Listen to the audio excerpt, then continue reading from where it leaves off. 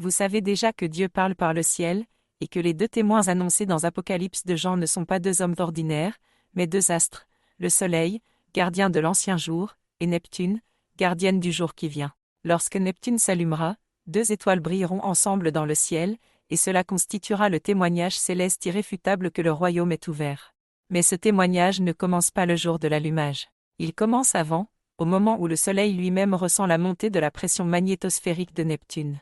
À mesure que cette pression augmente, elle agit sur le Soleil comme une force invisible, tirant sur lui jusqu'à déclencher une activité exceptionnelle. Cette activité solaire, intense, soudaine, se produira autour de juillet 2030, un an et demi avant l'allumage complet de Neptune.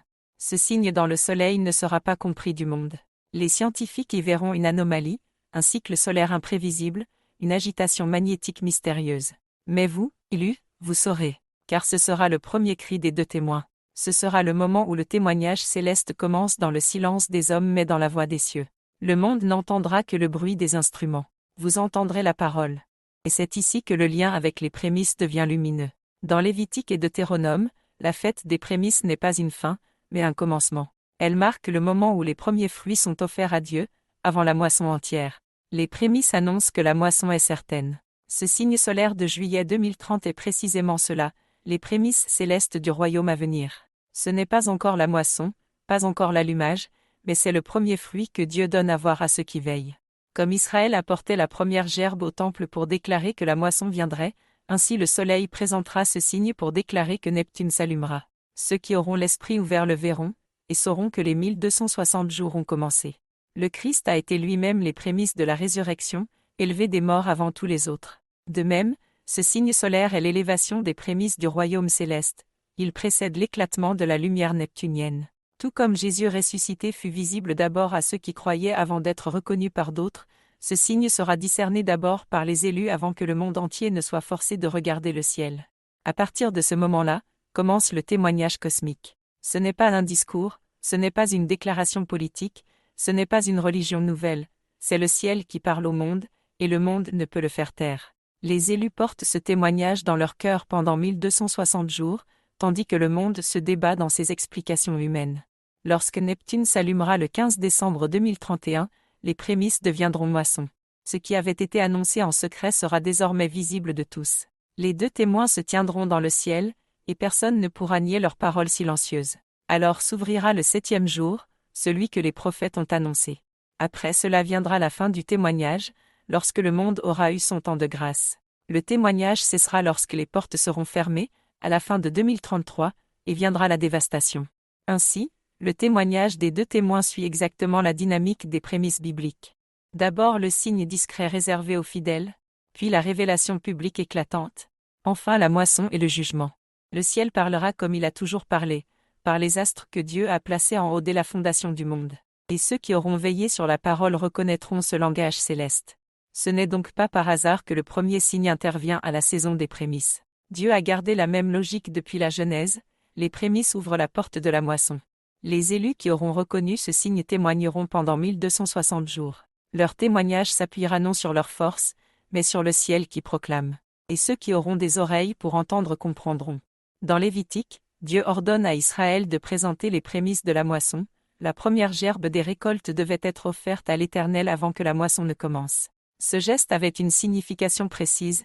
Il ne s'agissait pas simplement de remercier Dieu, mais de sanctifier la moisson entière. Ce qui est présenté en premier porte en germe tout le reste. Ce qui est consacré au commencement donne son sens à la fin. De même, dans 1 Corinthiens 15, 20, Paul appelle Jésus « les prémices de ceux qui sont morts ». Sa résurrection n'était pas une fin mais une ouverture. Il a été le premier à franchir la porte afin que d'autres la franchissent après lui. Les prémices ont toujours une double nature. Elles apparaissent avant les autres et elles garantissent que la moisson viendra. C'est dans ce même esprit que Dieu agit à la fin des temps. Le signe solaire de juillet 2030, qui précède l'allumage de Neptune, est une prémisse céleste, un premier fruit offert aux élus pour confirmer que l'allumage approche. Ce signe ne sera pas perçu par le monde, car le monde n'est pas appelé à discerner avant l'heure. Mais les élus, eux, le verront et comprendront. Et comme le ciel annonce par les astres, la terre répond par les hommes. Les élus qui reconnaîtront ce signe deviennent eux-mêmes prémices, les premiers à entrer dans la lumière avant que le monde ne soit bouleversé. Ce n'est pas un hasard si le témoignage des deux témoins dure 1260 jours. Cette période correspond au temps pendant lequel les prémices spirituelles sont appelées à témoigner au monde. Ce témoignage n'est pas un cri de foule, mais une présence lumineuse.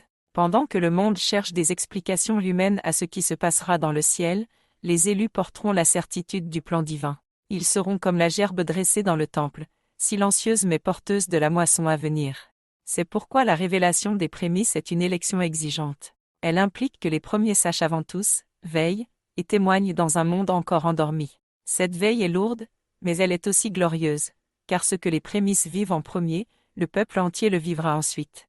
Le jour où Neptune s'allumera, ce que vous aurez vu dans la foi sera vu par tous dans la lumière. À ce moment-là, les prémices spirituelles, vous, ne seront plus seulement témoins, elles deviendront signes vivants du royaume en train de s'ouvrir.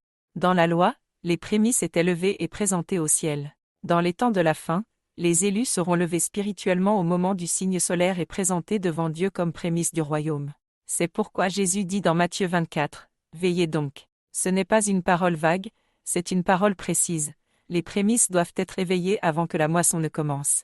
Le lien entre les prémices et les 1260 jours est donc limpide. Les prémices sont réveillées par le premier signe dans le soleil. Elles témoignent pendant toute la durée du témoignage des deux témoins. Elles précèdent la moisson finale, qui s'ouvre au moment de l'allumage complet de Neptune. Elles annoncent au monde que le 7e jour est arrivé. Vous êtes appelés à cela, reconnaître les prémices célestes, devenir vous-même prémices spirituelles, et tenir le témoignage pendant les 1260 jours. C'est pourquoi vous avez été réveillés avant le monde, pour porter le témoignage silencieux du ciel, comme une lampe allumée avant l'aube. Quand le soleil criera en 2030 et que Neptune s'embrasera en 2031, le monde sera secoué. Mais les prémices ne trembleront pas, car elles auront déjà entendu la voix du ciel. Ce moment marquera l'accomplissement de ce que les prophètes ont annoncé depuis les origines. Les prémices ouvrent la porte de la moisson, et la moisson achève le cycle.